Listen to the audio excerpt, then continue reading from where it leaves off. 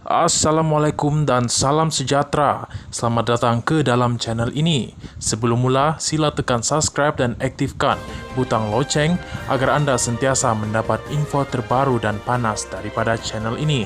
Terima kasih. Perdana Menteri Anwar Ibrahim berkata, tiada campur tangan kes mahkamah libat jemaah menteri.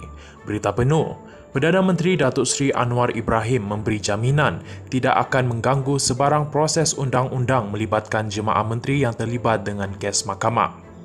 Anwar berkata beliau telah memaklumkan kepada Peguam Negara dan Ketua Hakim Negara bahawa negara ini mesti ditegakkan atas prinsip negara hukum.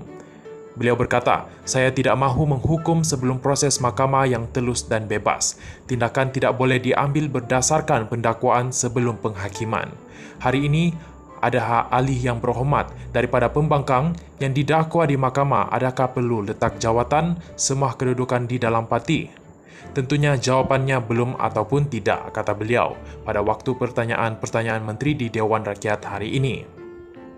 Anwar menjawab soalan tambahan Ahmad Fadli Syahari, Perikatan Nasional Kawasan Pasir Mas sama ada pelantikan jemaah menteri yang mempunyai kes mahkamah akan mempengaruhi keputusan atau perbicaraan di mahkamah.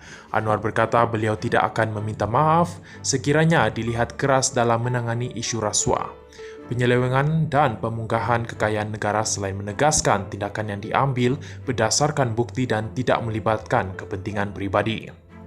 Beliau berkata, saya hanya boleh bagi jaminan ia tidak menjejaskan prinsip dan dasar madani yang saya ketengahkan. Saya arahkan ambil tindakan jika ada kesalahan. Saya tidak peduli dari parti mana individu berkenaan, termasuklah daripada keadilan PKR sendiri. Saya nak bawa rakyat faham bahawa negara tidak boleh selamat tanpa nilai, tata susila dan akhlak.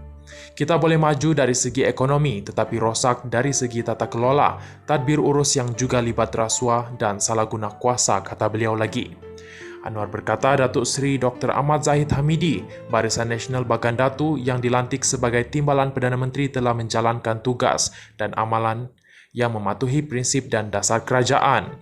Ada satu kes yang dibawa kepada beliau di syarikat GLC, syarikat berkaitan kerajaan di bawah kementerian. Beliau yang mengusulkan beberapa tindakan segera tanpa tender.